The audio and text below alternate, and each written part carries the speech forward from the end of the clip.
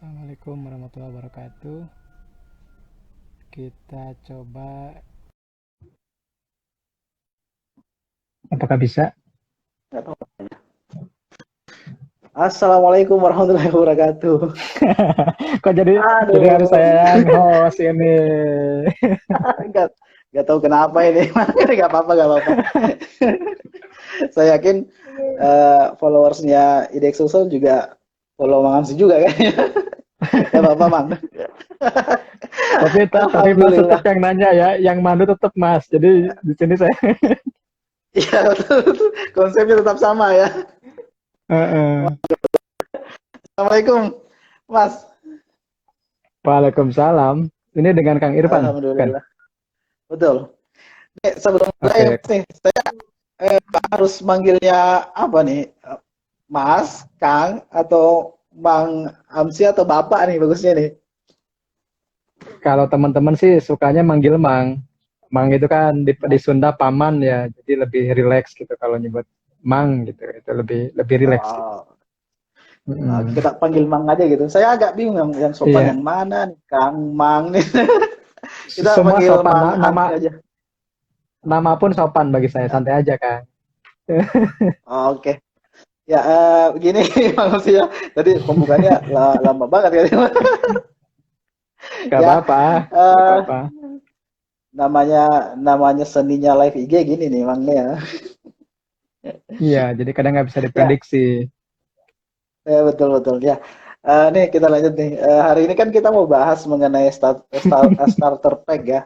Starter pack Mm-mm. investor saham syariah ya. Ini yang agak aneh nih. Oke. Saya yang nah Jadi nggak ini apa-apa lah. istilahnya dari sosial yang ini yang apa yang nge-host, Nge-host. saya Iya, nyediain live-nya gitu. betul. Kata mau saya lanjut deh. Kebanyakan orang nih, kebanyakan teman-teman ini menganggap kalau berbicara mengenai kalau kita sebutnya starter pack tuh biasanya kan asumsinya fisikal ya, Mm-mm. fisik misalnya toolsnya Oke. seperti apa, terus mungkin pengalamannya buku apa yang dibaca nih. Sebelum masuk ke sana, Mm-mm. saya ingin memulai eh, kira-kira eh, mindsetnya. Saya mau mulai dari mindsetnya dulu, Mas nih. Boleh, Kebanyakan boleh. teman-teman tuh kan mindsetnya investor mau jadi investor syariah tuh harusnya seperti apa? Kita kan harus Oke, terima mulai dari kasih. situ tuh. Ya, Terima kasih Mas Irfannya. ya. Oke, terima kasih Daik Sosa, terima kasih teman-teman dari Makassar dan sekitarnya, Sinjai, apalagi Bone ya, Goa dan sekitarnya. Mungkin ini adalah kali pertama saya bisa bersilaturahim dengan teman-teman di Sulawesi Selatan. Terima kasih atas kesempatannya. Kalau ditanya mindset investasi ya, berarti saya sih sering mengatakan bahwa investasi itu berbeda dengan nabung ya, teman-teman. Jadi Ya. Indonesia memang masyarakatnya masih saving society ya. Kebanyakan sih mindsetnya nabung gitu, belum investing society. Kenapa? Kalau nabung itu sifatnya nyimpen suatu sesekali atau sewaktu-waktu butuh diambil kan gitu. Sementara investing itu lebih ke bagaimana cara menumbuhkan aset kita di dalam jangka waktu tertentu gitu, Kang. Jadi istilahnya berbedanya seperti itu. Jadi kalau saya sih, kenapa sih kebetulan saya kan nulis buku nih ceritanya. Nah, di bab 3 Ya. itu ketika orang rame kampanye yuk nabung saham, saya sedikit mengkritisi itu gitu. Kenapa? Karena saham eh, tidak tidak mindsetnya tidak nabung gitu. Tetap ada aksi jual dan beli gitu. Makanya saya lebih memilih apa namanya istilah yuk dagang saham. Yuk dagang saham. Kenapa? Karena supaya ini juga sekaligus sebenarnya saya ingin membuat apa ya, mengubah mindset masyarakat bahwa saham itu bukan judi gitu. Saham itu bukan spekulasi, tapi saham itu benar-benar ada akadnya, ada jual belinya, dan itu real gitu, bisa diperjualbelikan secara nyata dan uangnya ada gitu kan. Nah, ketika mindset itu dibangun, maka yang paling harus diutamakan ketika berinvestasi itu ada tiga hal yang sering saya ungkapkan dan juga saya tulis di buku sebagai GT-Man, apa goal, time frame, dan instrument gitu ya. Bagaimana kita harus memiliki tujuan keuangan, bagaimana kita harus tujuan keuangan tersebut ingin diwujudkan dalam waktu berapa lama, Kemudian instrumen yang cocok untuk mewujudkan tujuan itu apa. Jadi 3 variabel atau 3 faktor itu yang harus kita tanyakan pada diri kita ketika akan mulai investasi. Jadi investasi tanpa tujuan itu akan kehilangan arah. Investasi tanpa time frame akan tidak punya pijakan waktunya kapan. Kemudian investasi tanpa instrumen berarti ya bukan investasi. Jadi 3 hal tersebut harus kita canangkan dari awal. Tujuannya mau apa? Misalnya naik haji, nikah, tabungan anak, pensiun. Time frame-nya berapa lama, jangka pendek, menengah atau panjang, masih lama dari sekarang atau sudah pendek. Misalnya untuk tabungan kurban misalnya sekitar berapa bulan, kan itu pendek ya, sekitar 10 sampai 12 bulan. Kemudian juga instrumennya apa? Nah, instrumen ini sesuai dengan pertama tujuan dan time frame, keduanya sesuai dengan profil risiko. Nah, ini yang kadang dilupakan, Mas. Jadi ketika kita mulai investasi, yang paling penting itu bagaimana kita mengenali diri kita, mengenali diri. Kalau dalam khazanah sufistik kan ada gium atau ada peribahasa man arafa nafsahu faqad arafa rabbahu gitu ya. Barang siapa yang mengenali dirinya, maka niscaya ia akan mengenali Tuhannya, kan seperti itu. Nah, kalau dalam khazanah investasi itu mungkin saya bisa membuat sebuah peribahasa man arafa nafsahu faqad arafa istismarohu gitu ya. Barang siapa yang mengenali dirinya, maka dia akan mengenali instrumen investasinya apa. Kalau dari awal kita sudah defensif, gak mau kehilangan banyak uang, maka saham tidak disarankan. Tapi ketika kita misalnya sudah siap dengan risiko, saham bisa jadi salah satu instrumen investasi yang bisa kita pilih sebagai wahana untuk mencapai tujuan yang kita tetapkan dari awal. Gitu, Kang. Oke, oke. Jadi gini, berarti kalau misalnya ada teman-teman nih yang di awal tertarik buat berinvestasi di pasar modal, tapi sejak awal tujuan utamanya buat nyari untung nih. Tujuan utamanya buat ada keuntungan nih. Apakah itu termasuk tujuan atau gimana nih, Mang? Atau iya, tujuan itu harus dalam sesuatu yang konkret? Nyari keuntungan itu salah satu bentuk untuk menyelaraskan dengan tujuan awal gitu. Misalnya gini, simpel ya konkretnya. Saya mau naik haji tahun 2030. Itu kan tujuan. Berarti ada 10 tahun nih. 10 tahun. Kita nabung 1 juta per bulan misalnya. Itu udah berlebih ya, kalau 1 juta per bulan. Maksudnya 10 tahun terus 20, berarti kalau 35 juta atau 40 juta, kita nabung berapa ratus ribu sih per bulan. Nah, ketika misalnya sudah ada untung, kita realisasikan, karena sudah mencapai target, nah kita realisasikan. Misalnya gini, saya punya target misalnya per tahun nggak muluk-muluk deh, 15% gitu ya, 15%. Nah, ternyata dalam waktu 3 bulan, 15% itu sudah tercapai. Maka orang bisa berbeda pendapat di situ. Ada orang yang langsung mencairkan karena sudah tercapai dalam untuk tahun itu. Ada juga misalnya saya simpan aja nanti juga naik lagi. Nah, itu juga terserah masing-masing ya. Saya tidak bisa menyamakan persepsi orang tentang bagaimana dia mengambil untung. Jadi setiap orang punya pilihan masing-masing. Ada yang disimpan lama, ada yang kalau sudah tercapai diambil lagi, diambil dulu baru nanti nanam lagi. Nah, itu juga tidak yang penting tadi selama itu tujuannya kita lama nih kan, maraton ya, agak panjang gitu misalnya kalau 10 tahun. Jadi ketika ada keuntungan dan itu keuntungan tersebut sudah mencapai tujuan di tahun pertama, ya kenapa tidak kita cairkan dulu gitu. Karena apa, bisa jadi nanti layu lagi kan, kalau di saham itu nggak bisa naik terus kan. Berbeda dengan di deposito atau di sukuk atau misalnya di instrumen pasar uang itu kan kita bisa fix income lah, misalnya setahun 6% itu udah jelas. Tapi kalau di saham kan kadang dalam sebulan kalau teman-teman yang kemarin yang ikut di Bank BRI Syariah kan gila-gilaan ya. Dalam beberapa bulan naiknya sudah lebih dari 200% kan, seperti itu. Itu kan. Oke sih. Jadi setelah teman-teman sudah menentukan tujuannya, misalnya dikonkretkan, misalnya di planning investasinya, Bang ya, mereka sudah buat nih planningnya. Nah, kita melangkah selangkah nih. Kira-kira buat mewujudkan planningnya itu, khususnya kalau mereka mau berinvestasi di saham-saham syariah, starter pack-nya ini kita sebenarnya starter pack-nya apa saja nih, toolsnya apa saja nih buat mewujudkan planning itu, khususnya kalau mereka mau investnya di saham-saham syariah nih, Bang. Oke, Kang. Yang pertama sih pastinya kita harus punya rekeningnya, punya akun saham itu pasti. Kita nggak bisa nabung di bank kalau nggak punya rekening bank kan teman-teman. Kita nggak bisa nabung reksadana kalau nggak punya akun reksadana.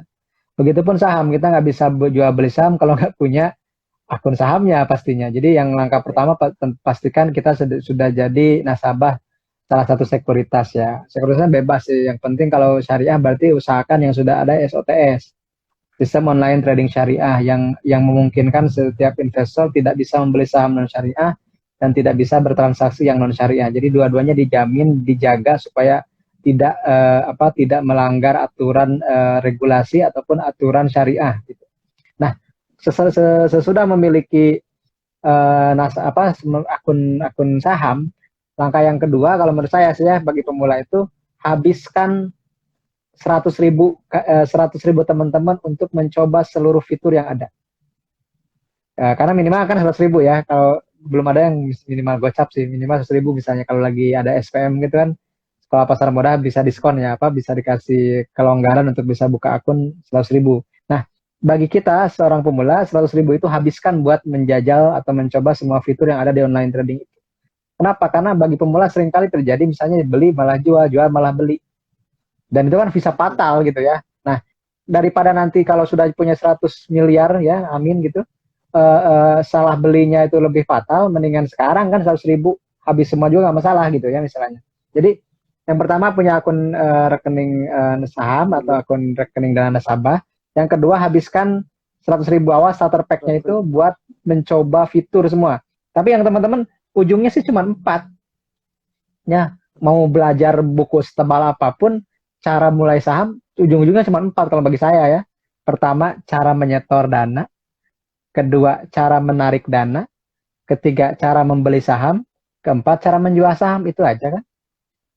Kalau ingin mencoba fitur atau mencoba OLT, online trading system, SOTS apapun, hanya 4 itu saja yang awalnya perlu dipelajari. Itu yang paling penting dipelajari gitu. Cara menyetor deposit, cara withdraw, cara beli, cara jual, itu aja dulu gitu. Jangan sampai lupa 4 pokok masalah itu.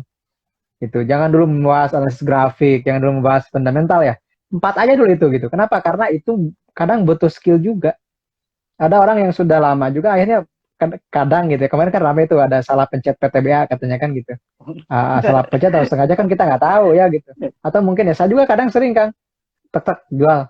Saya kok jadi beli ya? Saya kan niatnya jual tadi. Itu saya udah lama juga. Saya udah lama aja kadang sering salah gitu. Nah, jadi daripada nanti salahnya sudah besar modalnya mendingan pas di awal ya. Jadi saya sih salahnya seperti itu. Yang ketiga, nah setelah kita mulai mengenali fitur, mengenali cara 4 hal penting tadi, baru kita mulai beranjak kepada bagaimana sih menganalisis saham. Nah, kalau menganalisis saham itu kan saya punya rumus 3 ya, FATAMA gitu. Fundamental Analysis, Technical Analysis, dan Money Management Analysis. Bagaimana fundamental itu mengajarkan kita saham apa yang dibeli gitu. What to buy.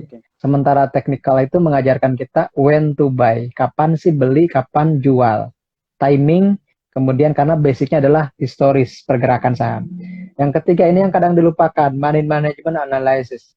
How much to buy? Berapa banyak sih yang bisa kita beli di satu saham tersebut? Contoh saya tadi ya, misalnya saya beli saham ABCD gitu. Harganya sekitar misalnya 180-an misalnya ya. Kemudian supportnya, nah karena kita sudah belajar teknikal, misalnya ini supportnya di 160-an nih. Berarti ada rentang 20 nih. Nah 20 ini saya siap rugi. Jadi kalau ke 160 saya siap rugi. Nah berarti kan ada rentang 20 poin nih Kang Irfan. 20 poin ini kita ruginya siap berapa perak gitu, berapa rupiah. Misalnya katakanlah saya siap rugi 100.000. Artinya saya 100.000 itu kalau rugi di saham ABCD saya nggak akan nyalahin siapa-siapa, saya nyalahin jari saya. Kan orang itu nggak mau nyalahin jari biasanya. Yang beli jual jari sendiri tapi yang disalahin jari orang lain kan biasanya gitu, atau rekomendasi orang lain.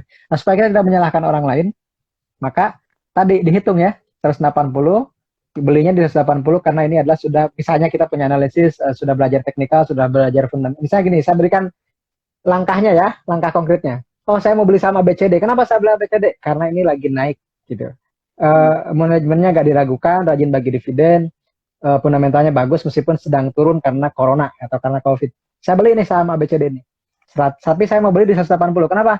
Karena ketika nembus 180 itu adalah resisten atau harga tinggi sebelumnya yang belum pernah ditembus. Saya akan beli 180, oke? 180 titik beli. Kemudian risikonya adalah dia ini dalam 2 minggu terakhir selalu mantul di 160 misalnya. Berarti di situ support. Lantainya di situ. Katakanlah ada 20 rentang 20 poin. Ini udah ke teknis sih teman-teman ya. Tapi ini juga penting. Nah, 20 itu yang saya risikokan. Ketika saya punya uang 100.000, saya siap rugi 100.000, maka tinggal dihitung lotnya berapa. Nah ini orang kadang lupa. Orang mau beli-beli aja gitu. Kalau saya enggak, ketika beli itu saya hitung, saya siap rugi deh 100.000 di saham ABCD ini, risikonya 20, berarti 100.000 dibagi 20 dibagi 100. Kenapa dibagi 100? Karena kan lot. Satu lot kan 100. Jadi 100.000 dibagi berapa? 100.000 dibagi 2.000. Betul nggak, Kang? Berarti kan Ya, ya. 100.000 dibagi 2.000, berapa lot? 50 lot. Jadi saya maksimal beli saham ini 50 lot. Ketika harganya 180, maka 50 dikali 100 dikali 180, itu berarti berapa? 500 di 50 dikali 100, 5.000 dikali 180. Berapa? Tadi 5 lot ya? 50 lot. Berarti kan 5.000. Nih. 5.000 lembar. 5.000 lembar dikali 5.000 lembar dikali 180. 900.000 ya. Nah, jadi modal yang saya tanamkan hanya 900.000. Nah, masuklah kita di saham itu 900.000. Kemudian ternyata harga sahamnya tidak sesuai ekspektasi, turun gitu. Turunnya ke 160 seperti yang rencana tadi. Berarti kita rugi 20 poin nih. 20 poin dikali 100 gitu kan, dikali 50 lot, 100.000. Jadi ketika turun ke 160, kita cuma rugi 100.000. Dan 100.000 itu sudah kita ikhlaskan. Gak masalah rugi 100.000. Nah gitu, maksudnya gitu Kang. Jadi itu ke teknis. Oke. Jadi saya saya ulangi ya. Yang pertama punya akun saham. Yang kedua habiskan 100.000 pertamamu untuk coba fitur. Yang ketiga lakukan analisis yang 3 tadi, fundamental, technical, money management. Sudah, jadilah investor atau trader. Gitu. Oke, menarik sebetulnya Kang ya. Karena tadi berarti Imam Amsi lebih menyarankan buka rekening efek dulu nih. Kebanyakan teman-teman nih maunya mereka mau belajar dulu nih. Kenapa belum menjadi investor saham? Saya kan belum tahu produknya nih, prosesnya seperti apa, mekanismenya seperti apa. Mereka belajar dulu nih. Setelah belajar sampai setahun belum buka-buka rekening efek nih. Nah, kira-kira kalau pertimbangannya Bang Ams itu kenapa harus buka rekening efek dulu? Gimana tuh sebetulnya? Dibandingkan kalau harus belajar dulu. Oke. Irfan, kita pernah belajar sepeda dulu atau belajar sepeda motor? Betul. Apakah kita pernah baca manual? Nah, nggak pernah tuh. Nggak pernah. Iya betul, nggak pernah. Belajar bahasa itu ibarat belajar sepeda. Yang melancarkannya itu bukan ketika kita baca teorinya, bagaimana cara bersepeda yang baik, bagaimana cara mengendarai motor yang baik. Kita kalau beli motor kan sebenarnya dikasih manual ya, tapi nggak pernah dibaca kan. Mendingan kita jajal langsung, jatuh kayak gitu. Kalau saya sih seperti itu ya. Mungkin orang kan gini Kang. Kenapa saya berani di saham? Itu juga pertanyaan teman-teman mungkin. Maaf sih ngomongnya santai gitu ngomong saham ya. Orang lain pada rugi kok santai aja. Kenapa? Karena saya sudah bisa buktikan. Saya sering mengatakan ini di akhir-akhir ini. Orang kan ada yang nanya, maaf sih ngomongin saham terus tuh cuma motivator doang. Buktikan dong punya saham nggak? Saya gampang jawabnya. Di Kasei, saya 90% saham. Jadi ketika portofolio saya 90% saham, kenapa saya takut dengan saham? Gitu. Dan ketika saham saya jatuh semuanya, kenapa saya diam, saya santai aja? Karena sudah saya takar risikonya. Jadi istilah gini Kang, kalaupun saham itu semuanya anjlok, kok saya masih bisa santai aja? Kenapa? Karena risikonya sudah saya atur. Risikonya itu tidak sampai mempengaruhi dapur saya gitu. Risikonya tidak sampai membuat saya tidak bisa ngasih makan ke anak istri, kan seperti itu. Nah, setiap orang bisa berbeda gitu. Meskipun saya 90% lebih portofolio investasinya di saham, tapi kalau saham itu rugi, tidak mengganggu sedikit pun kepada aktivitas ekonomi saya. Kenapa? Karena tadi saya punya dana darurat, dan dana darurat pun di saham gitu. Nah, kembali ke yang tadi, jadi kenapa sih saya menyarankan langsung mencoba? Karena kalau cuma demo, kalau cuma belajar terus, pertama belajar terus 1 tahun, itu 1 tahun kalau diinvestasikan sudah berapa returnnya yang terbuang kan, kalau seperti itu. Nah, kalau misalnya kita bisa memanfaatkan momen. Yang kedua, kalau kita terus belajar tanpa melakukan atau mengamalkan gitu ya, dan mengalami, mungkin mindset dan mentalnya itu yang belum terbangun, yang agak lama membangunnya. Teman-teman, kita di saham yang saya rasakan gitu, membuat kita dewasa dengan pasar itu adalah dengan pengalaman dan pengamalan. pengalaman dan pengamalan. Itu dua hal yang nggak bisa dipisahin, Kang. Jadi kita ngalami pasarnya, kita ngalami transaksinya, merasakan efek dari transaksi itu, kemudiannya kita mengamalkan, mempraktikkan. Kita mengalami aja pasar tapi nggak praktek ya juga nggak jadi masalah. Kita mengamalkan tapi tidak mengalami juga tidak menjadi sesuatu yang membuat kita lebih dewasa menghadapi pasar. Bagi saya seperti tadi, kalau kita sudah dewasa menghadapi pasar, kita nggak akan nyalahin orang, kita nggak akan nyalahin Oh, rekomendasi, kita akan nyalahin jari kita sendiri, gitu kan? oke, sip, sip. Jadi sama halnya mungkin belajar berenang, Bang. Emang ya, kalau orang mau belajar berenang, kalau mau pintar ya Hmm, harus harus nyebur dulu kan ya. Ya, analoginya bener mungkin kan? seperti itu ya. Belajar bahasa Iya. pun sama. Katanya kalau langsung bisa lancar bahasa asing, disemburin aja ke negaranya. Teman saya tuh saya punya saudara nih. Dia dikirim ke Aha, Jerman karena harus studi di Jerman gitu kan. Dia ya, bingung karena belum bisa bahasa Jerman dan belum kursus bahasa ya. Jerman. Nah, tapi dia dikirim ke sana langsung, Mang. Mang, dia bilang ke saya mau makan atau nyari kamus dulu bagaimana cara nanya gitu. Pada akhirnya kamus tuh nggak dipakai. Kenapa? Karena kadang nggak bahasa gaulnya berbeda dengan yang di kamus. Akhirnya dia biasa dengan ngobrol. 3 bulan dia lancar Jerman tanpa harus kursus Jerman dulu gitu. Seperti itu kan. Kalau saya lingkungan dan ini itu lebih lebih cepat mengajarkan orang gitu. Oh, oke, sip. Jadi tadi kita sudah mulai dari awal nih, kita mulai dari mindsetnya kita diperbaiki, planningnya sudah ada nih, tadi harus nyebur duluan. Nah, ketika jadi investor di pasar modal nih kan, kan Mm-mm. by teori kan ada tiga tuh jenis investor kita nih kan nih. Ada Mm-mm. yang value investor, ada yang growth ya, ada yang income investor. Nih, buat investor pemula, eh, Mm-mm. berdasarkan pengalamannya Mang Amsi nih, buat investor pemula nih, kira-kira yang cocok yang mana nih, emang? Apakah jadi seorang value investor? Kita tahu kan Mm-mm. kalau value investor ya mencari perusahaan yang secara value under value, terus mencari perusahaan yang lagi growth atau yang ya cukup yang perusahaan blue chip yang secara income sudah jelas dividennya. Gimana nih Kang? Kalau menurut Mang Amsi gimana nih? Oke, makasih Kang. Kalau saya sih tadi kembali ke masing-masing profil risiko. Jadi Oke. tidak ada saham yang benar dan salah, tidak ada metode apa namanya tipologi yang benar yang salah. Yang ada hanya metodologi atau misalnya tipikal dan saham yang cocok atau tidak dengan profil risiko Profesor. kita. Misalnya gini, teman-teman yang ingin santai misalnya tapi dapat cuan lumayan ya mungkin value investing itu lebih cocok. Tapi value investor ini biasanya menunggu pasar benar-benar crash. Gitu. Kenapa? Karena disitulah kita bisa menemukan hidden gems, apa namanya mutiara yang tersembunyi gitu. Kalau di masa bullish itu susah, itu value investor. Atau misalnya kita terapkan bahwa tiga varian itu tergantung dari apa kondisi pasar. Di pasar yang bearish atau di pasar yang anjlok, yang crash, value investor bisa menemukan banyak pilihan. Ketika mulai tumbuh lagi pasarnya mulai pulih, mulai recovery, maka growth investing adalah pilihan yang cocok. Karena kalau bicara value udah nggak cocok lagi, ini udah banyak yang mahal, pairnya udah di atas 20, PBP-nya di atas 1 dan seterusnya gitu. Oke. Maka growth yang kita gunakan semacam metodologinya. Tapi ketika misalnya yang paling konservatif ya tadi yang income investing ini yang cuma ngandelin dividen kan. Nah, tapi masalahnya gini Oke. teman-teman, dividen Indonesia itu kan nggak menarik. Gitu. Saya harus katakan itu ya teman-teman. Jadi tidak menarik Ya. karena rata-rata saya ngomong gini karena riset kan. Jadi saya sering riset dividen tiap tahun kan gitu, 2017, 2018. Itu rata-ratanya 2,5% sekian. Nggak sampai 3% bahkan rata-ratanya loh. Orang mengatakan memang gede kan Telkom sekian ratus ribu rupiah, ya harganya berapa? Gitu kan. Misalnya Iya. Unilever sekian. Mereka lihat nominal, gak lihat yieldnya. Padahal di dividen itu yang paling utama yield, bukan nominal. Buat apa kita dapat gini teman-teman? Buat apa kita dapat 300 rupiah dari harga saham yang 30 ribu itu 1%.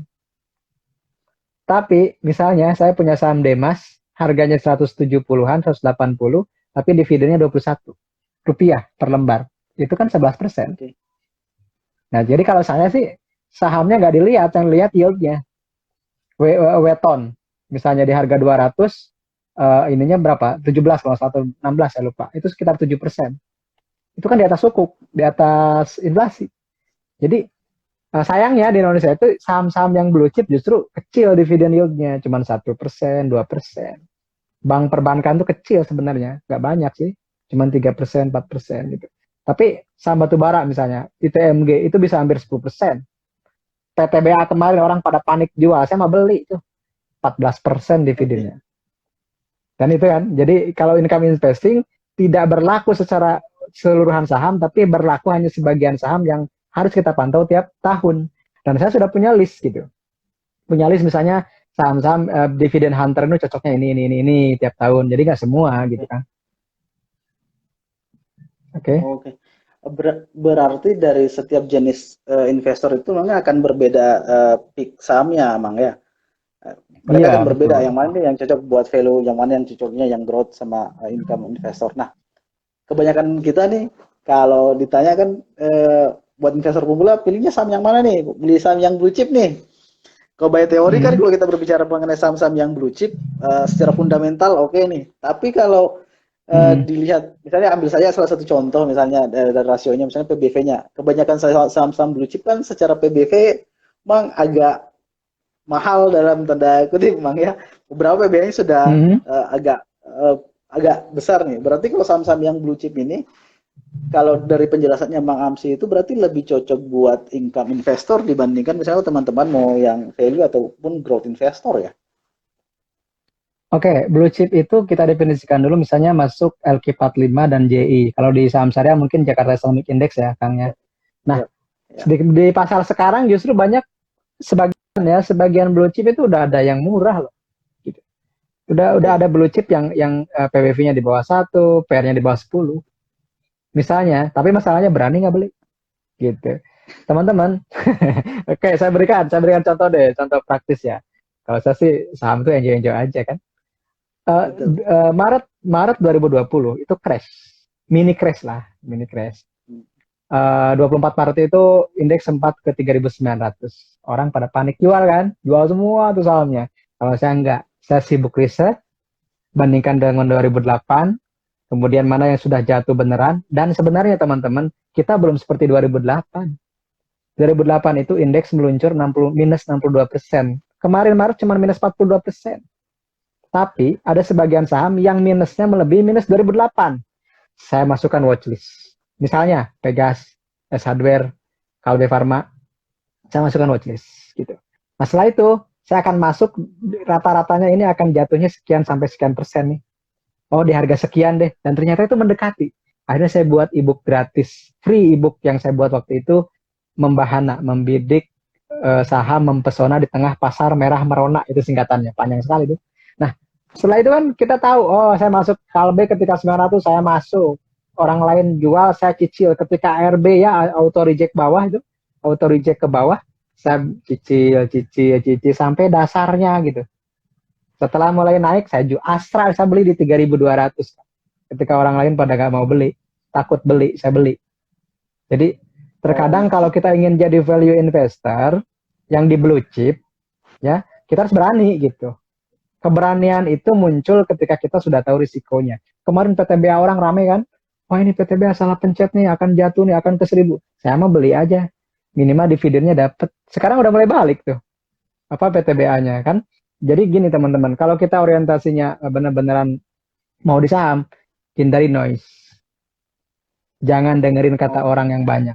Gitu. Karena itu kan menggiring sebenarnya. Saya Betul. mungkin sedikit belajar dari Warren Buffett. Warren Buffett itu kan kenapa milih tinggal di Omaha ketimbang di New York gitu. Karena New York itu bising, sementara Omaha itu sepi. Sama dengan ya saya mencontoh itu ya bursa efek di Jakarta, saya di kampung di hutan gitu. Jadi Oke. hingar-bingar bursa itu nggak ngaruh ke saya. Nah saya cuma beli apa yang saya mau beli gitu. Terlepas analisisnya apapun, saya mau beli ya sesuai dengan karakter saya gitu. Mau tidak mendengarkan rekomendasi, tidak mendengarkan orang harus berapa ya harus enggak, santai aja kok. Kita punya punya punya kajian sendiri, kita punya kepercayaan diri sendiri. Orang lain mencibir misalnya, wah buat apa beli saham ini? Ya, kita udah yakin ini saham ini bagus kan gitu aja. Nah ketika sudah naik orang baru rame misalnya, wah ini kok udah naik ya? Kita udah punya di bawah gitu kan. Jadi teman-teman selain analisis, kita juga harus punya keberanian dalam menentukan keputusan dan itu akan lahir ketika kita mulai terbiasa dengan riak pasar, ya. Nah kembali ke soal tadi, apakah blue chip ini cocoknya yang mana? Justru ketika pasar jatuh, belilah blue chip. Kenapa? Karena pengerek pertama indeks adalah blue chip, gitu. Kan gini teman-teman, bukannya apa tips selalu untung itu berjualah saham di atas harga beli, betul nggak Kang? Pasti untung terus itu. Jualah saham di atas harga beli pasti untung, dan fee lah gitu ya. Di atas harga beli plus fee itu pasti untung gitu. Nah, kapan lagi kita dapat saham blue chip ya yang jatuhnya kelewatan gitu. Misalnya sudah minus 40%. Teman-teman di sini ada yang beli saham properti nggak? Kalau teman-teman beneran Eh, investor, beli saham properti dong. Tapi kan kenapa? Bang, ini takut jatuh lagi. Nah, Kayak gitu, betul kan gitu ya, seperti itu. sebetulnya kalau dengar penjelasannya Bang Amsi, sepertinya mudah sekali, Bang ya. Kalau misalnya eh, kebanyakan kan teman-teman ngomong nih, kalau secara teori memang gampang nih, bilangnya kalau misalnya market lagi turun, belilah saham-saham yang blue chip yang lagi murah-murahnya harganya. Cuma kan kata mereka, investor ini kan manusia, Bang. Mereka terpengaruh oleh emosi. Nah, kalau Bang Amsi dari pengalaman nih, Hmm. titik awal Bang Amsi sudah mulai mature secara emosional ya. Maksudnya tidak mendengar berita, maksudnya insight yang negatif lagi ya. Hanya berdasarkan analisisnya Bang Amsi, percaya diri dengan apa yang Bang Amsi percayai bahwa saat ini bagus nih. Titiknya kapan tuh? Apakah ketika sudah masuk ke pasar modal pertama kali, Bang Amsi sudah, wah, saya yakin nih dengan analisis saya, walaupun marketnya lagi turun, saya tetap yakin dengan apa yang saya percayai. Atau ada Hmm. pengalaman tertentu yang membuat Mang Amsi sudah yakin dengan keputusan beli ataupun jualnya Mang Amsi? Oke, makasih Kang. Saya masuk 2007 dan bangkrut 2008. Wah, Jadi, berarti di situ tuh dan titiknya tuh. sesuatu yang tidak membuatmu mati akan membuatmu kuat. Atau minimal nggak punya malu gitu. Kayak saya. Jadi ketika saya pernah merasakan titik jatuhnya 2008, dan bayangkan teman-teman, 2007 itu saya masuk saham nekat gitu. Saya guru gajinya ratusan ribu, tapi minimal deposit Akang tahu sendiri 2007 berapa? 50 juta. Ya, Nggak ada yang 100 ribu. Kayak sekarang kan murah meriah, sekarang bahkan ada yang 0 rupiah gitu kan, asal mau SPMS nol gitu. Dulu kan nggak bisa kan, kita kita masuk saham tuh minimal 25 atau 50 juta. Saya waktu itu 50 juta loh. Dan dari mana saya oke. dapat uang itu? Ya minjem. Bayangin teman-teman, saya gaji ratusan ribu, nekat minjem buat belajar saham. Dan setelah itu bangkrut, Oke. minus 85%. Dan setelah itu saya Oh, merasakan ini mungkin akhir saya di pasar modal. Tapi ternyata tidak gitu. Akhirnya saya belajar, fundamental belajar, teknikal belajar, money management belajar. Mulai kalau dikatakan matangnya mungkin berapa tahun ke belakang, dan tadilah setelah saya mengurangi noise, kemudian setelah saya belajar sendiri, keputusan saya harus saya terima sendiri, gak usah nyalain orang. Intinya jujur pada diri sendiri deh Kang. Jujur pada diri sendiri, kemudian tidak menyalahkan orang. Semua orang juga itu rekomendasi juga ada dasarnya. Tinggal kita mau mengkaji, dan itu tadi money management itu lebih penting gitu. Apapun sahamnya, berapapun banyaknya, kalau kita sudah punya apa namanya punya gambaran ya kita bisa handle itu semua. Ini udah mau ada di oke. Makassar ya. Betul, udah mulai azan. Makanya nih, terakhir mungkin dari saya Bang nih. Oke Udah jam oke 6 apa kayaknya. nih? Nih, Hmm, terakhir dari saya nih. Berbicara mengenai, kita kan awalnya mau bahas mengenai starter pack nih, udah kemana-mana nih ya. hmm, Eh, Buku yang Mang baca ketika pertama kali masuk ke pasar modal nih, yang menurut hmm. Mang Amsi itu sangat mempengaruhi eh, diri Mangi sebagai investor serial di pasar modal sekarangnya apa? Buku Iya, buku ya. terakhir nih, Pertama terakhir saya ya. terakhir ya. Pertama, buku pertama kali saya baca untuk pasar modal adalah How to Make Money in Stocks, karangan Bill O'Neil. Oke, Bill O'Neil, oke. pencetus Ken Slim, itu yang saya baca itu. Kemudian yang kedua untuk saham syariah, saya sangat terbantu oleh bukunya Kang Irwan. Di sini tadi ada dari IDX Islamic. Terima kasih Pak Irwan Ah ya, Abdullah memberikan dasar untuk investasi syariah. Dan yang ketiga, teman-teman boleh belajar dari buku saya. Oh, jadi promo nih. Kenapa? Karena itu hasil Gak apa-apa, gak pengalaman, apa. pengamatan, kemudian pengamalan. Jadi di situ ada teoretiknya, ada akademisnya, ada praktisnya. Dan yang tidak ditemukan di buku lain adalah hasil riset mini saya tentang saham syariah yang prospektif, saham syariah yang bagi dividen rutin. Itu kan nggak ada. Karena itu saya buat sendiri, gitu. Kalau cuma teori saham syariah kan banyak. Tapi ketika saham JI yang super, nah itu ada di buku. Misalnya saham yang rutin bagi dividen itu kan kita buat sendiri. Nah, seperti itu Kang. Jadi itu yang saya bisa tawarkan ke teman-teman.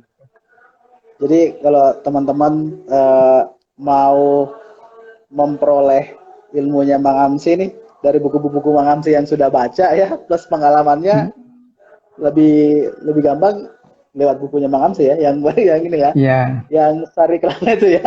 Semuanya sudah ada di situ ya. Ada, insya Allah ada sih. Saya usahakan ada semua di situ. Sari kelapa, saham syariah kelas pemula. Nanti setelah ini ada sari kenanga, saham syariah kelas menengah. Oke? Itu mungkin. Oke, sip. Oke.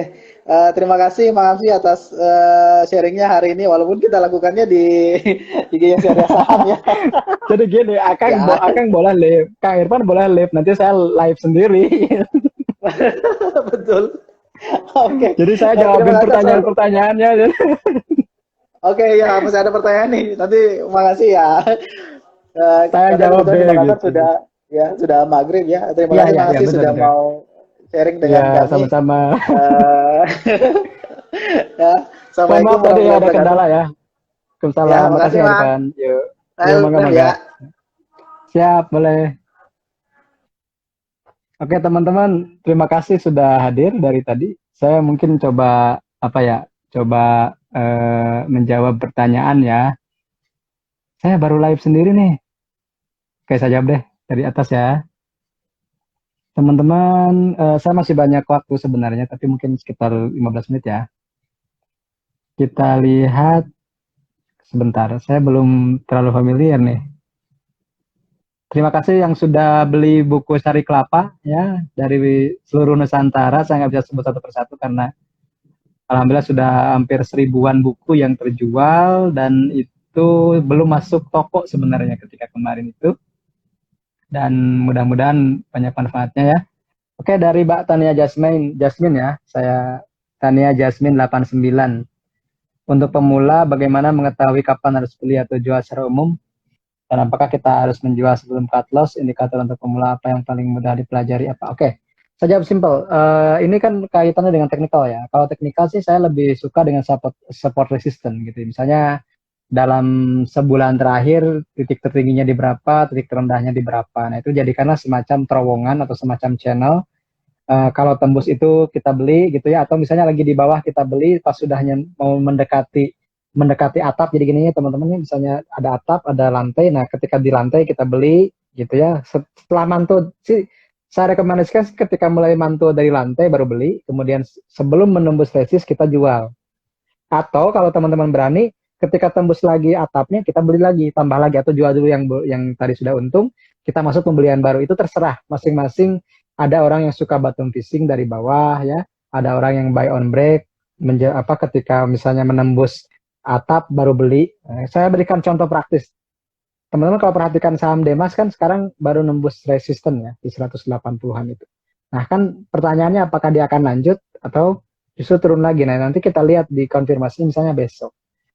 Itu ya misalnya. Atau misalnya Telkom kemarin kita bisa lihat itu terowongannya kan kalau pasar lagi datar itu kan kita beli ketika di bawah mau mantul kemudian jual ketika mau mendekati atap. Seperti itu aja, kecuali kalau yang trend follow. Terus sekarang MDKA kayaknya masih trend follow itu, karena masih juga lagi naik ya. Itu mungkin Mbak, saya jawab singkat aja ya. Kemudian, dari Mbak Rilana 46. Ini mirip-mirip BBNI 46 nih. Ada rekom Bang untuk beli saham-saham tertentu. Tadi, saya tidak merekomendasikan karena belum tentu cocok dengan profil masing-masing ya. Tapi kalau misalnya buat nginvest, saya selalu menyarankan dan sering menyarankan saham-saham consumer goods. Kenapa? Karena itu udah ada risetnya gitu ya, bukan sekedar tebak-tebakan, tapi risetnya saham consumer goods itu lebih menarik, lebih aman lah, maksudnya lebih defensif ketika pasar crash gitu. Dan itu sudah terbukti Di 3 bulan terakhir ketika pandemi corona, pandemi COVID-19, saham-saham yang ada di Consumer Goods itu yang paling stabil. Dan secara indeks sektoralnya pun masih mengungguli jauh di atas IHSG. Pernah bahkan minus di bawahnya 10%, ya minus 8%. Nah, ketika yang lain minus 30%, Consumer Goods justru minus 8%. Nah, di situ membuktikan bahwa sektor Consumer Goods itu sektor yang paling tahan dengan krisis. Jadi kalau teman-teman mau nyicil di masa krisis seperti ini, fokuslah kepada saham-saham yang berbasis makanan, minuman, farmasi, dan kesehatan, dan juga kosmetik. Kenapa? Karena itu tidak bisa ditunda-tunda kebutuhannya ya. Jadi plus kuota kalau sekarang. Jadi dulu sembako itu kan 9 bahan pokok, sekarang 9 bahan pokok plus kuota, sembako namanya ya. Jadi TLKM, XL itu mungkin masih bisa dibeli. Itu kemudian untuk Rilana lagi, untuk investor pemula baiknya invest ya di saham apa bang? Oke, investnya di saham apa gitu? Investnya ya tadi di saham yang produknya dikenal, kemudian liquid. Maksud liquid gini, ada saham-saham yang nggak liquid, saham-saham yang nilainya kecil, cuman miliaran rupiah, kapitalisasinya puluhan miliar mungkin, dan setiap hari cuma ratusan juta, itu kan nggak liquid. Kalau teman-teman yang kayak saya misalnya modalnya kecil ya mungkin masuk di situ. Tapi kalau teman-teman yang modalnya jutaan, miliaran, mungkin susah keluar nantinya. Nah ini juga pentingnya ada risiko likuiditas dalam investasi saham. Jadi jangan sampai kita bisa beli nggak bisa jual. Kalau saya sarankan LQ45 yang Islam ya, yang Islam, yang syariah, JI misalnya.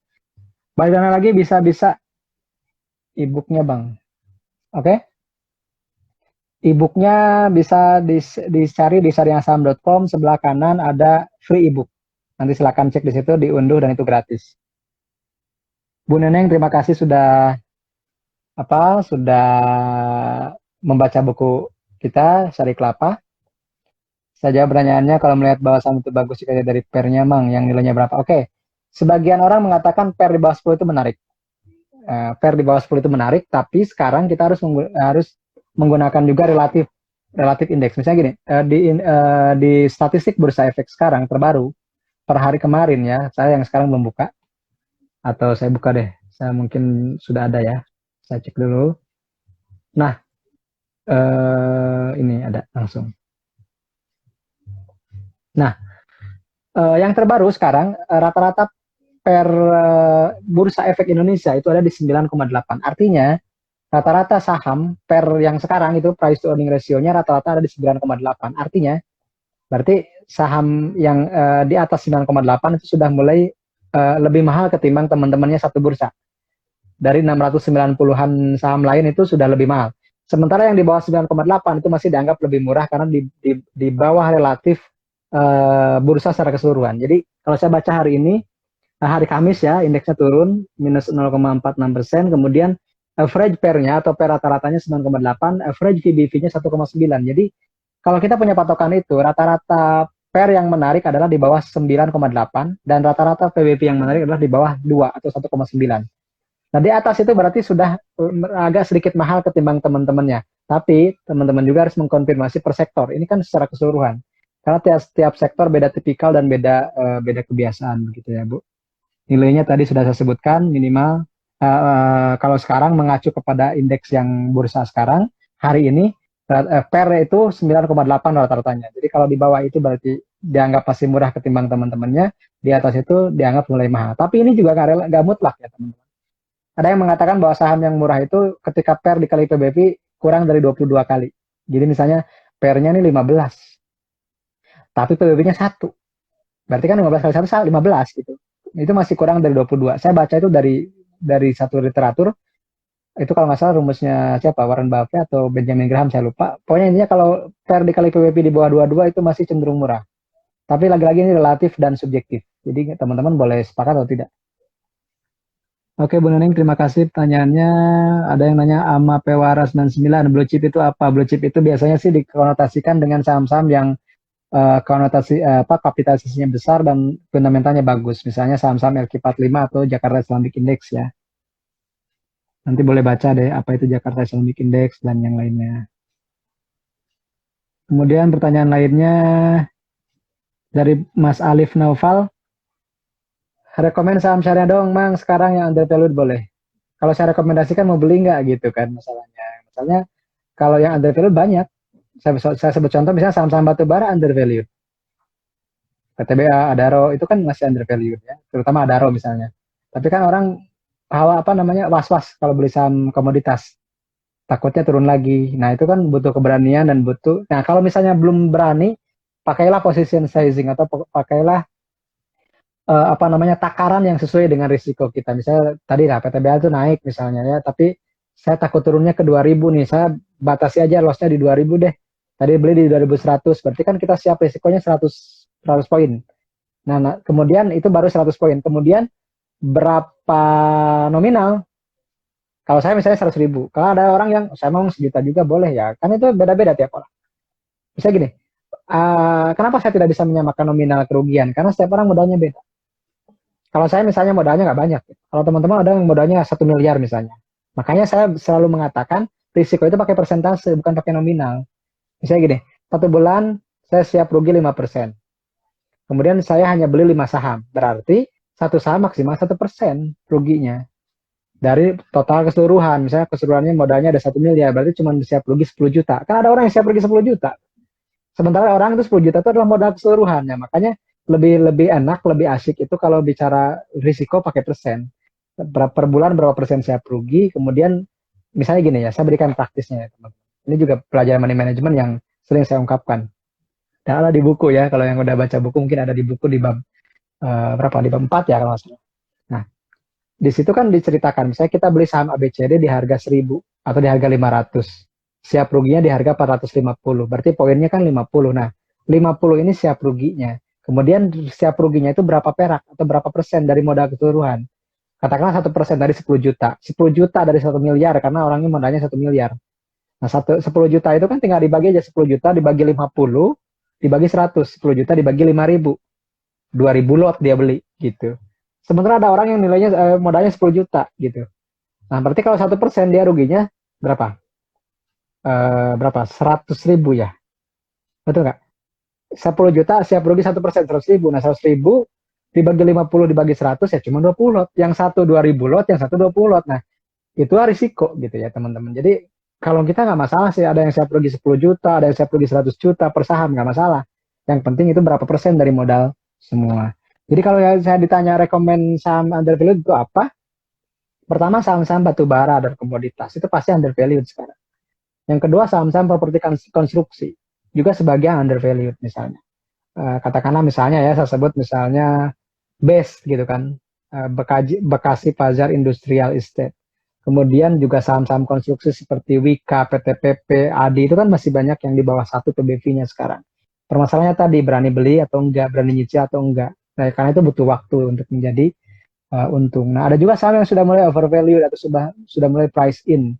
Misalnya apa ya, banyak lah misalnya saham-saham consumer goods atau saham-saham apa. Tapi ya consumer goods itu menang di brand dan di awareness masyarakat itu kan, kalau beli makanan, beli minuman pasti sudah kenal dengan produk Indofood. Nah itu juga brand awareness itu salah satu unsur fundamental kualitatif yang menjadi nilai lebih dari suatu emiten ya teman-teman.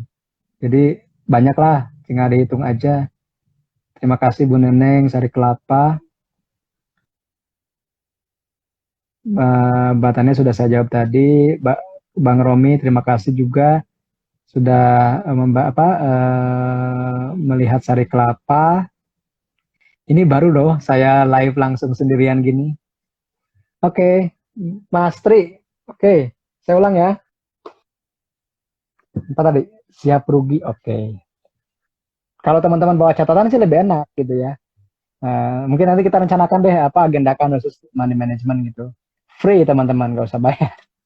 Nah, kalau teman-teman kan suka, oh maaf sih mah kelasnya berbayar, enggak. Setahun ini kelasnya mana nggak ada yang mana yang berbayar ya. Yang berbayar itu bukan saya yang ngadain maksud saya. Ya, tapi komunitas lain saya diundang di situ. Saya pernah mungkin baru sekali yang pertama aja yang awal tahun ya. Dan itu pun juga kelas fundamental. Kalau misalnya money management gampang kok teman-teman. Jadi pertama tentukan sahamnya dulu yang mau dibeli apa. Kemudian tentukan belinya di berapa, stop loss-nya di berapa. Nah, siap ruginya berapa gitu ya. Misalnya tadi saya berikan contoh konkret ya. Saya berikan contoh konkret. Misalnya beli saham ABCD di harga 1000. 1000 ini mau dibeli sama kita nih 1000. Siap ruginya 900. Kenapa? Karena 900 ini katakanlah harga terendah dalam 1 minggu terakhir itu suka mantul di 900. Katakanlah supportnya di situ gitu ya. Berarti kan kita siap risiko 100 rupiah. 100 rupiah tuh. Nah 100 itu konversi menjadi rugi. Misalnya gini, ruginya berapa sih siap tanggung? 100.000 kan misalnya ya, misalnya 100.000. 100.000 dibagi 100 dibagi 100, berarti 10 lot. 100.000 dibagi 100 perak dibagi 100 lembar, jadi 10 lot. Jadi kita cuma beli 10 lot. Berarti berapa? 10 lot kali 100, 1000 ya. Dikali 1000, 1 juta. Nah, kita punya cuman masuk di saham ABCD tersebut cuman 1 juta. 10 lot, jangan lebih. Kalau lebih berarti kita akan rugi lebih dari yang apa yang kita ikhlaskan tadi ya. Nah, sekarang katakanlah harga sahamnya ternyata tidak naik tapi turun ke 900. Berarti kan minus 100 dikali 10 lot yang kita punya tadi. 100 dikali 10 dikali 100. 100 dikali 1000. 100.000. Jadi kita cuma rugi 100.000 sesuai dengan apa yang kita siapkan dari awal. Bahwa kita siap rugi 100.000 teman-teman. Jadi money management itu simple tapi jarang dilakukan. Padahal disitulah cara kita bertahan di pasar. Cara kita bertahan lebih lama di pasar itu bukan fundamental, bukan teknikal. Boleh teman berbeda mazhab dengan teman-teman. Ada yang suka fundamental sampai ke dalam-dalamnya dipelajari. Ada yang suka teknikal sampai ke screening dan sampai ke indikatornya dipelajari, dikuliti satu persatu. Ujung-ujungnya money management teman-teman. Sehebat apapun analisis fundamental dan teknikal, kalau money manajemennya ambiar ya portonya juga akan amblas. Saya yakin itu. Dan saya sudah buktikan itu. Jadi money management adalah sesuatu yang mendamaikan antara fundamental dan teknikal. Dan kita tidak lagi berdebat di money management karena semuanya bicara soal risiko pribadi, bukan lagi orang lain. Gitu ya Mas Tri. Nanti bolehlah kita share lebih detailnya. Pak, ini mungkin Kak ya, saya panggilnya karena saya nggak tahu Mbak atau Mas, Kak Toko Tasrara. Mungkin Mbak Rara ini. Di buku mana Mang yang menjelaskan rumusan pilihan saham itu diinfoin Kang? Bisa kita mau beli. Oke. Rumusan dan pilihan saham. Kalau di buku saya ada daftar saham yang tadi misalnya yang secara jangka panjang. Mungkin teman-teman yang sudah baca buku Sari Kelapa kan udah menemukan ya misalnya saham yang LQ45 syariah yang apa pertumbuhannya bagus. Kemudian saham J70 yang super pertumbuhannya. Saham ya syariah yang selalu masuk indeks saham syariah. Saham syariah yang selalu rutin bagi dividen dalam 10 tahun terakhir. Itu kan saya buat sendiri ya. Saya analisis sendiri, saya riset sendiri, saya tabulasi datanya satu persatu gitu ya. Dan itu saya berani mengatakan itu hasil karya kita sendiri gitu, bukan hasil nyontek teman-teman. Jadi makanya saya pede ya kalau saya bahas lampirannya saya pede gitu. Tapi kalau baca bab 1, bab 2 ya kan saya juga ngutip dari banyak orang. Tapi kalau yang bab 4, bab 5 itu murni tulisan saya. Kemudian juga lampirannya murni riset saya. Jadi saya berani bahwa ini insya Allah akan ada manfaatnya gitu ya. Kemudian Kang Sarip Hidayatullah rekomendasi saham untuk minggu depan. Nah ini yang mungkin orang tidak terlalu nyaman dengan saya karena saya jarang ngasih rekomendasi teman-teman. Coba cek di Syariah Saham di Telegram, ada nggak stock pick dari saya? Kan nggak ada ya, jarang gitu. Kenapa? Karena saya ingin mengajarkan kepada teman-teman silakan cari saham yang cocok. Kalau teman-teman tidak ingin dipusingkan dengan screening, maka kita sudah sediakan emas. Gitu. Tapi emas kan hanya cocok untuk orang-orang yang trend follow, orang-orang yang ingin ikut di saham yang sedang uptrend gitu. Kalau tipikalnya bottom fishing ada Kang Adi sebenarnya. Kang Adi itu lebih, saya melihat sih lebih ke bottom fishing. Jadi dia mengambil mengambil sahamnya di bawah gitu. Kalau saya kan sukanya yang lagi break itu. Meskipun nggak semua ya, seperti itu juga. Jadi saya itu nggak jelas mazhabnya. Yang penting saya asik, saya suka ya beli gitu.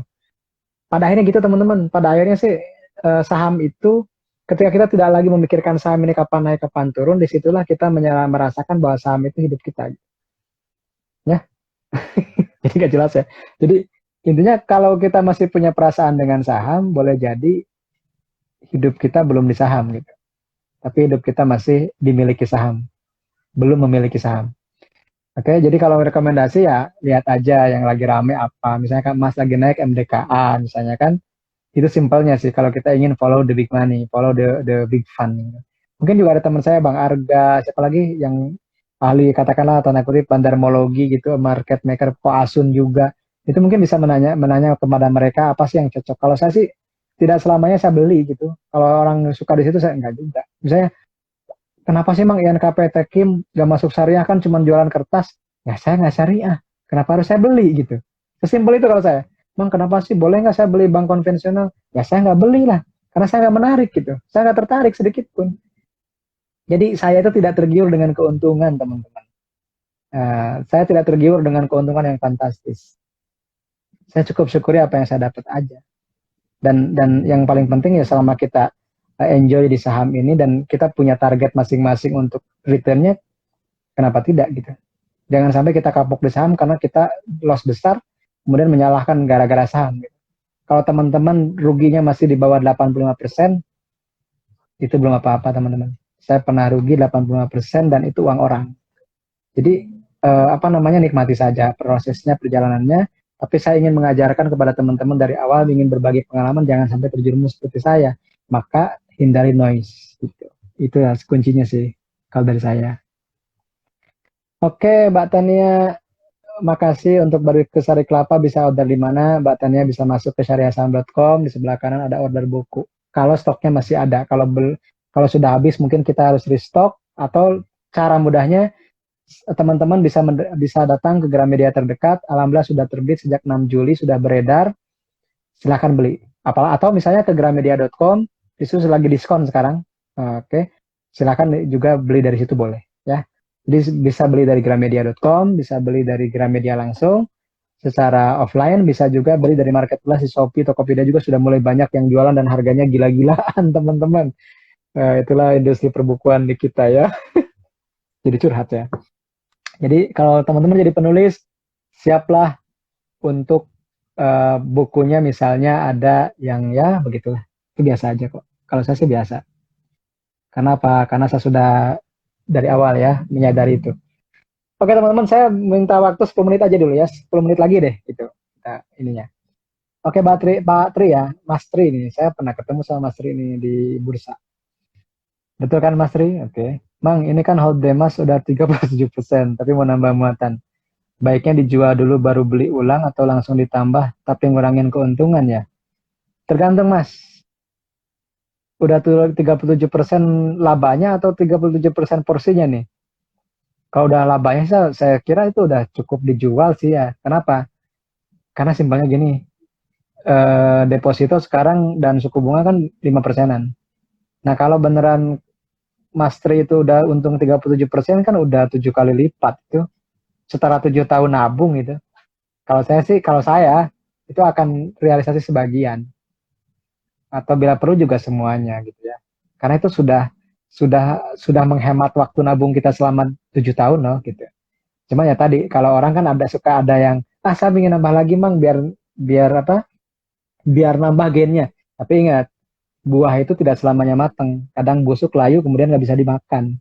Jadi lebih baik yang sudah matang ranum itu kita nikmati dulu deh sebagian supaya juga kita tidak terlalu serakah juga. Jadi ada acuan untuk cuan kalau kata Pak Budi Hikmat ya. Jadi kalau sudah misalnya standar deviasinya 3 atau 2 kali ditambah misalnya suku bunga, nah itu misalnya suku bunga dikali 3 atau dikali 4 itu sudah jadi misalnya return ya teman-teman. Oke itu Mas Tri. Jadi kalau saran saya sih terserah Mas. Tapi kalau bagi saya itu sudah setara dengan deposito atau sukuk 6 atau 7 tahun, mungkin lebih bijak untuk mengambil keuntungan. Mas Alif, Mas Amsi bilang lebih dari 90% dananya di saham. Memang Amang pegang berapa saham? Oke, kurang dari 10. Kurang dari 10. Dan maksudnya 90% porsi dari, oke teman-teman waktunya sudah mau habis, tinggal 20 detik lagi. Nanti saya coba jawab ya. Jadi mudah-mudahan ada manfaatnya. Kita bahas nanti di grup Telegram. Terima kasih teman-teman. Pertanyaannya silakan di-share di grup Telegram @syariahsaham. Mudah-mudahan bermanfaat sharing kita sore ini. Mohon maaf kalau banyak kurangan. Assalamualaikum warahmatullahi wabarakatuh. Sudah ada reminder dari Instagramnya. Terima kasih.